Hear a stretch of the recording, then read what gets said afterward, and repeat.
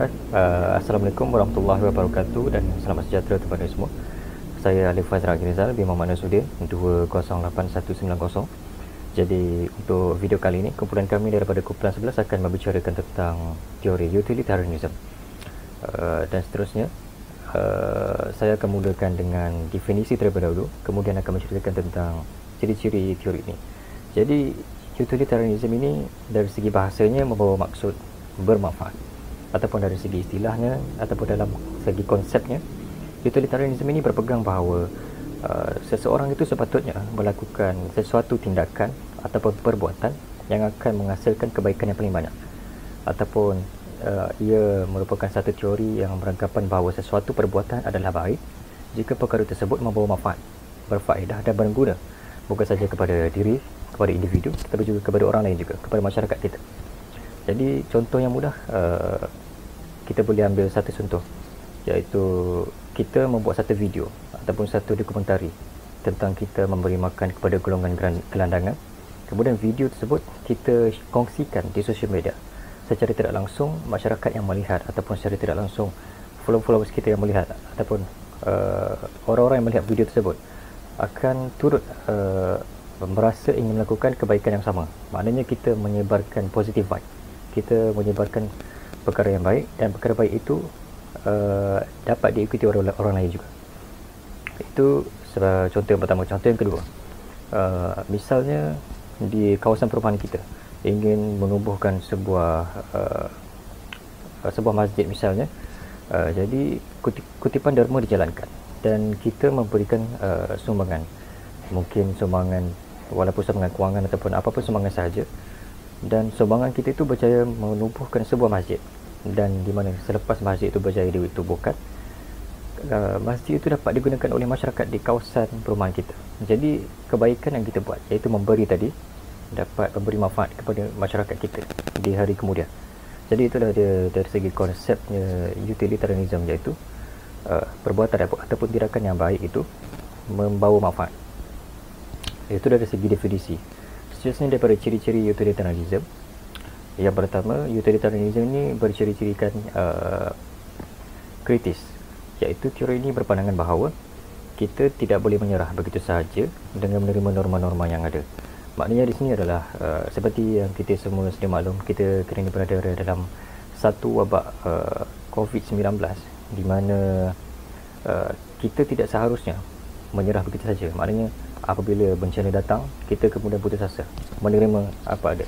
Tetapi perkara yang betul sepatutnya adalah kita harusnya bangkit dan sedar dan melakukan sesuatu. Maknanya kita mencari vaksin, mencari penawar, melakukan sesuatu macam mana ini mengatasi masalah COVID-19 ini. Itu adalah perkara yang betul. Yang seterusnya adalah rasional. Bermaksud teori ini tidak menerima sahaja norma-norma yang ada, namun mempertanyakan dan menggunakan andaian secara rasional, sama dengan andaian itu adalah berguna ataupun tidak. Dan yang ketiga, utilitarianism ini berciri-cirikan teleolasi, iaitu sebarang tindakan ataupun dia adalah satu teleolasi kerana sesuatu tindakan itu dipandang baik daripada tujuannya. Maknanya apa-apa tindakan yang kita lakukan bergantung kepada niat kita. Jika niat kita baik, maka perkara yang kita lakukan itu adalah baik. Jadi tindakan itu bergantung kepada niat kita tersendiri. Dan yang terakhir sekali, utilitarianism ini bersifat universal, iaitu sesuatu itu dianggap baik jika ia memberi kegunaan yang besar kepada banyak orang, seperti yang kita ceritakan di awal definisi tadi. Sebarang kebaikan yang kita buat memberi manfaat kepada diri kita dan juga orang lain. Itu dari segi konsep dan ciri-ciri. Terima kasih. Assalamualaikum dan hai, nama saya Zatan Azili binti Muhammad Firdaus Stanley, nombor metrik 206933. Antara pengasas fahaman utilitarianisme ialah Jeremy Bentham. Jeremy Bentham telah dilahirkan di Housestead, London pada 15 Februari 1748. Beliau mendapat pendidikan di sebuah universiti di Oxford, London. Beliau meninggal dunia ketika berusia 84 tahun di London. Beliau turut dikenali sebagai ahli ekonomi dan hakim teoretikal. Antara idea beliau ialah, menurut Jeremy, fahaman utilitarianisme ini ditakrif sebagai peningkatan kebahagiaan dan pengurangan kesiksaan. Menurut beliau, nilai moral suatu tindakan hanya ditentukan melalui akibat atau kesan yang terhasil. Kesan ataupun perilaku yang kita lakukan tersebut mestilah mendatangkan kebahagiaan kepada masyarakat. Jeremy turut mengetengahkan prinsip kebahagiaan terbanyak, iaitu tindakan seseorang itu mestilah memaksimumkan kebahagiaan kepada bilangan orang yang banyak. Maksudnya, sesuatu tindakan yang kita lakukan itu dianggap betul apabila ia memberi kebahagiaan kepada majoriti masyarakat berbanding minoriti.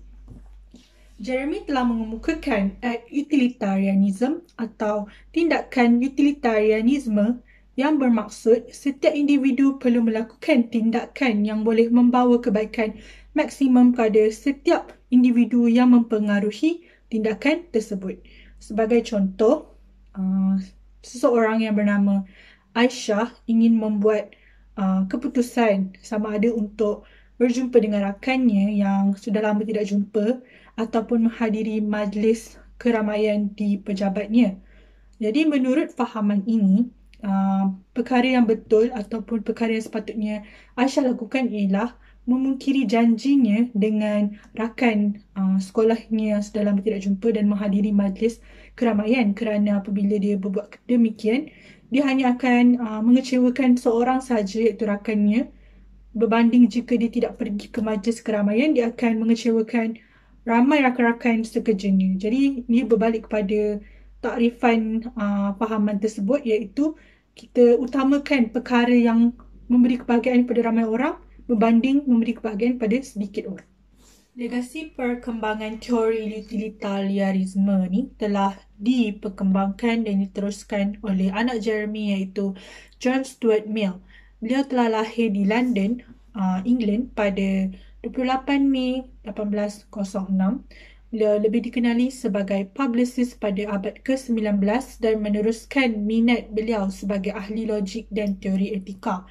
Beliau telah meninggal dunia pada 8 Mei 1873 pada usia 67 tahun di bandar Avignon, Perancis. Idea John dalam teori utilitarianisme ialah beliau mentakrif atau mendefinisikan fahaman ini sebagai teori yang berdasarkan prinsip bahawa tindakan yang betul adalah tindakan yang membawa kebaikan dan kebahagiaan, manakala tindakan yang salah adalah tindakan yang membawa kesengsaraan dan penderitaan.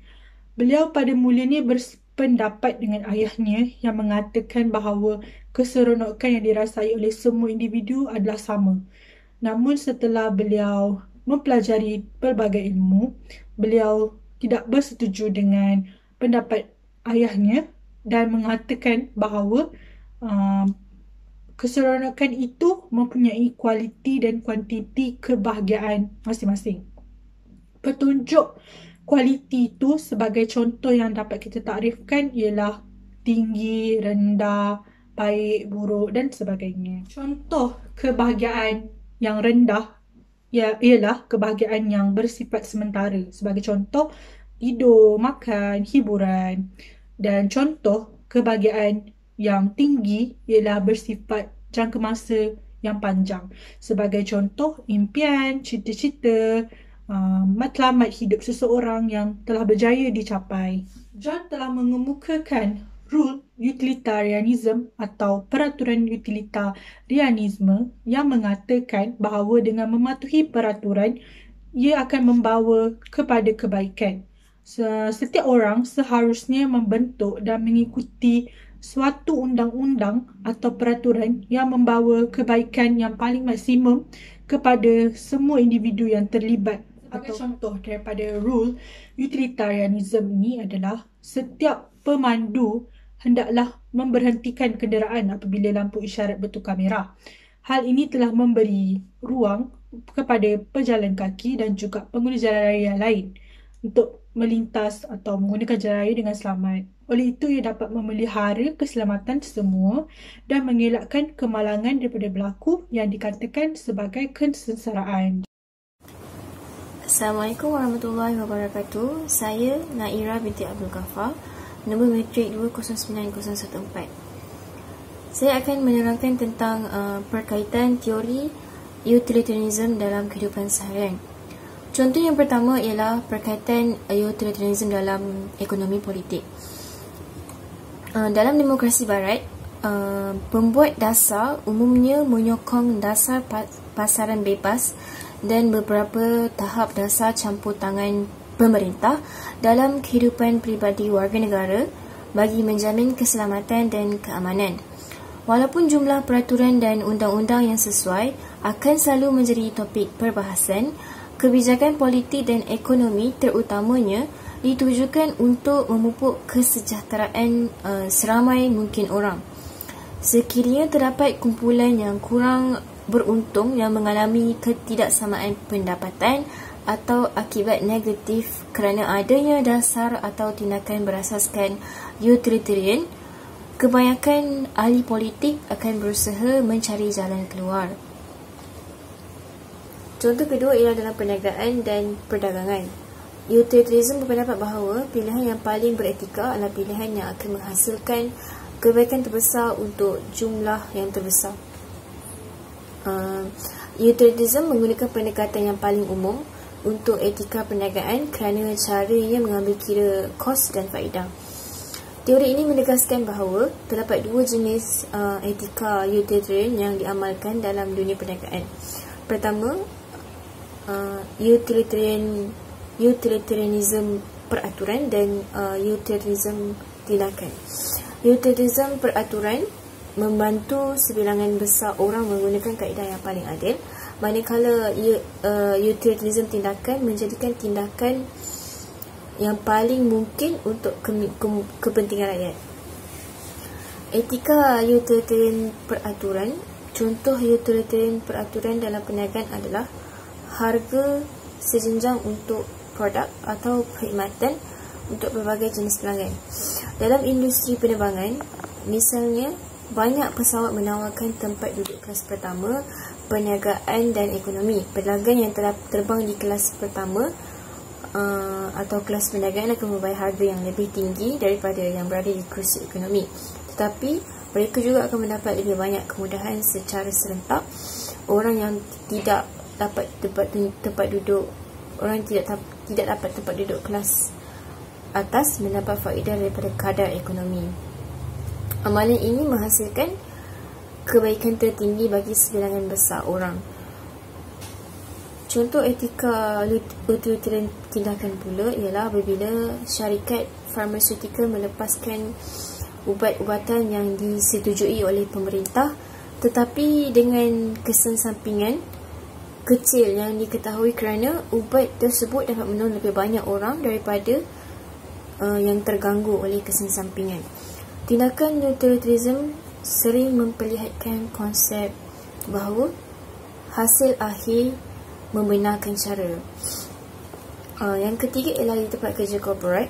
Sebilangan besar mempunyai kod etika formal atau formal yang dibentuk oleh budaya korporat, nilai dan undang-undang wilayah mereka. Sehingga ke hari ini, mereka mempunyai kod etika perniagaan yang diformalkan dan agar perniagaan berkembang. Ia bukan sahaja perlu meningkatkan tahap asasnya, tapi juga mesti mencipta reputasi sebagai tanggungjawab sosial. Syarikat juga mesti berusaha untuk menepati janji dan meletakkan etika sekurang-kurangnya setanding dengan keuntungan.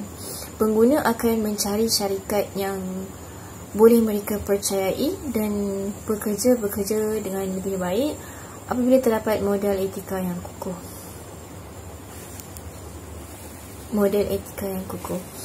Pada tahap individu pula, jika kita membuat keputusan yang betul secara moral di tempat kerja, maka kebahagiaan setiap orang akan meningkat. Namun, jika kita memilih untuk melakukan sesuatu yang salah walaupun bermoral, salah secara moral walaupun sah, maka kebahagiaan kita dan rakan kerja kita akan kurang ataupun terjejas. Assalamualaikum warahmatullahi taala wabarakatuh. Nama saya Muhammad Hafiz Aiman bin Muhammad Hatta.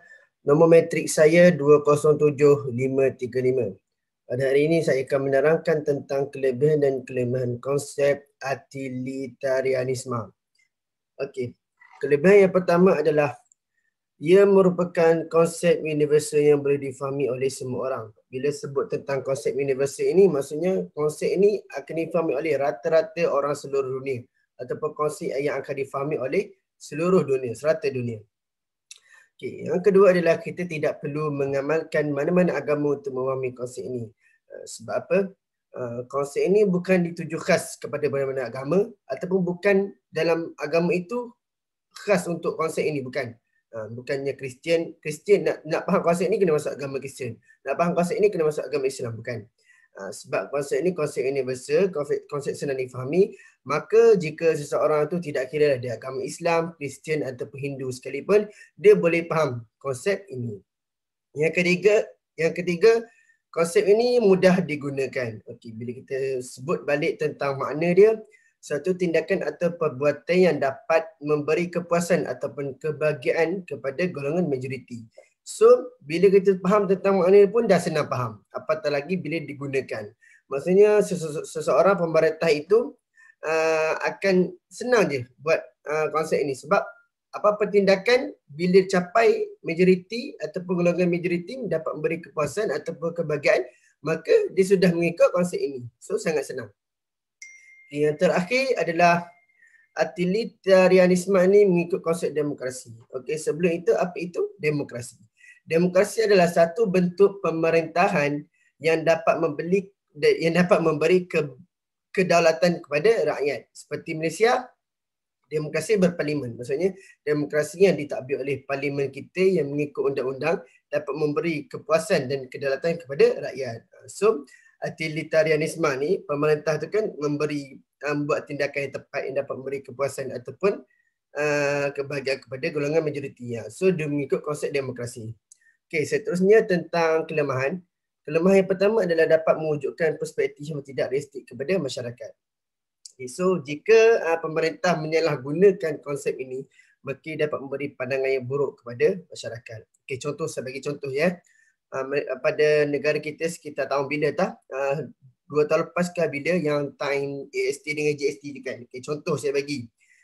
Duit melalui kutipan AST ataupun GST tu kan, yang cukai tu, jika pemerintah ataupun kerajaan salah gunakan duit itu, maksud saya untuk kepentingan diri dia sendiri, beli kereta ke, barang-barang kemas ke apa semua kan.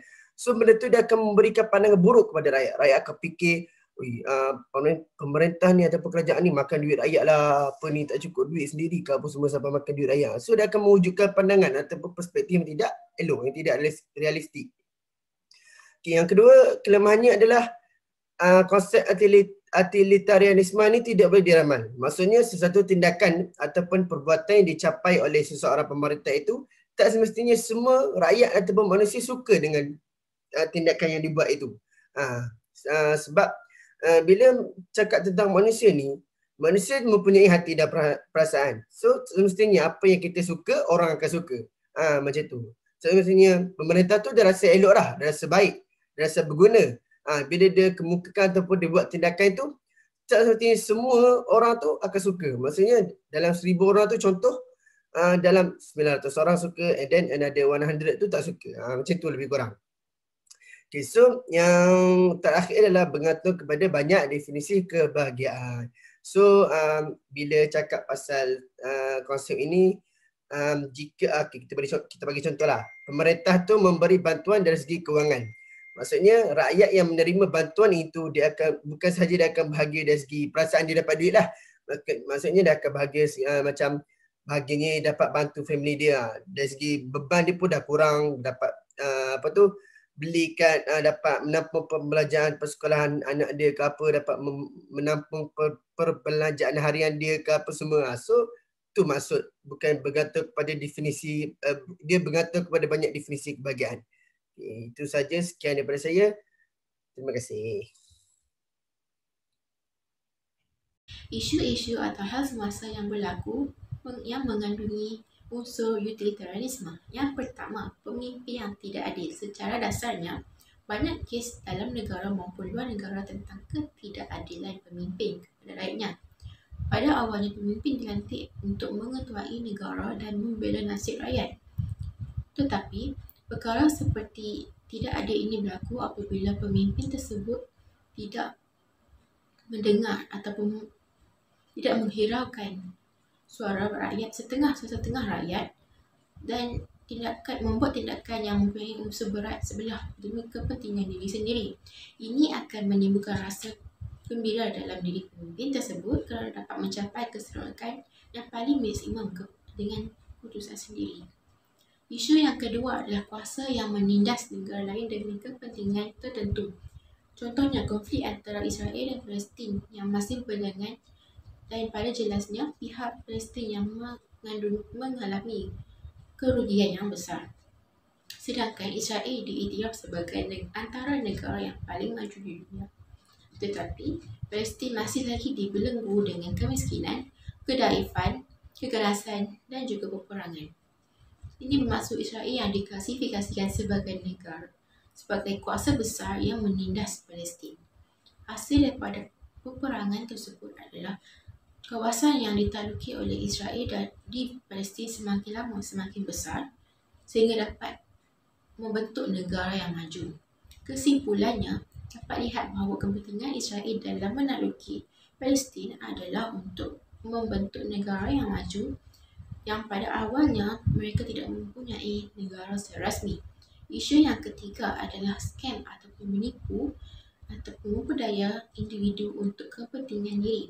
Mula di media sosial, beberapa video rakaman perbualan antara scammers dengan bakal mangsa. Dan apa yang menarik adalah justifikasi yang diberikan oleh scammers tersebut yang mengatakan kalau tak ada duit haram, tak perlu rasa gentar dan takut. Yang kedua, kami hanya menyasarkan mangsa yang memang terbabit dengan duit haram. Dan yang ketiga, kami melakukan sebegini kerana pemilik kami pun terlibat dengan duit haram. Pernyataan seperti ini mirip dengan falsafah etika teologi yang berfahaman utilitarianisme yang mahukan segala tindakan dibuat perlu membawa kepada kebahagiaan dan kegirangan yang maksimum kepada golongan majoriti. Prinsip the greatest of happiness of the greatest number is the foundation of morals and legislation. Terdedah kepada manipulasi seolah-olah tiada salahnya untuk mengingkar peraturan ataupun undang-undang yang penting dapat memberikan kebahagiaan dan kegirangan yang maksimum. Ternyata aktiviti ini mampu memberikan kebahagiaan kepada scammers dengan mengaup keuntungan dengan cepat secara haram. Isu yang terakhir adalah fitnah dalam masyarakat. Fitnah bermaksud tuduhan berbentuk kisah dan khabar yang seolah-olah direka dan diadakan untuk memburukkan nama baik seseorang, keluarga, masyarakat dan negara. Penyebaran fitnah melalui media sosial dalam kalangan masyarakat pada masa kini semakin lama semakin teruk dan sukar ditangani. Kebanyakan aplikasi media sosial seperti WhatsApp, Instagram, Twitter, Facebook dan sebagainya digunakan untuk menyebar pelbagai berita dan cerita palsu yang sudah semestinya berunsur fitnah. Contoh baru-baru ini, artis terkenal Lofa terbalik dalam kontroversi membabitkan hubungannya dengan pasangan beliau yang mendakwa mereka sudah berkahwin dan beliau terkena minyak pengasih dan memindahkan wang beliau kepada akaun pasangannya. Namun, beliau tampil menolak tuduhan yang menjejaskan nama baiknya dan maruah keluarganya yang sudah semestinya tidak betul dalam media sosial beliau sendiri. Natijahnya, fitnah yang disebar oleh individu tersebut dengan tujuan sendiri iaitu memburukkan nama mangsa fitnahnya untuk mencapai kebahagiaan dan kegirangan yang maksimum.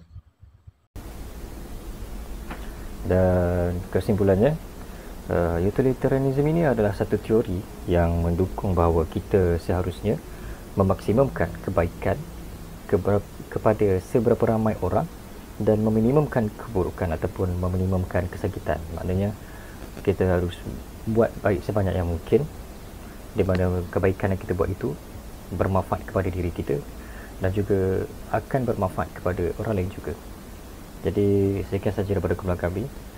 Assalamualaikum warahmatullahi wabarakatuh. Terima kasih.